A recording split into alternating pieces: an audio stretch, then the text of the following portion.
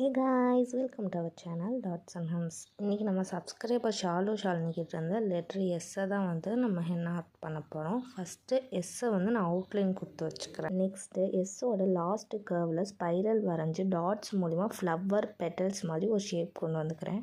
அதுக்கு அவுட்லைனாக லைனை வச்சு அந்த ஷேப்லேயே வந்து அவுட்லைன் கொடுத்துக்கிறேன்.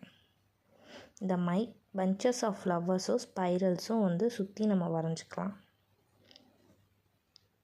அதுக்கப்புறம் இந்த ஃப்ளவர்ஸ்க்கு கீழே இருக்க லைன் பூரா கொடி மாதிரி வெயின்ஸையே லைனாக வரைஞ்சிக்கலாம்.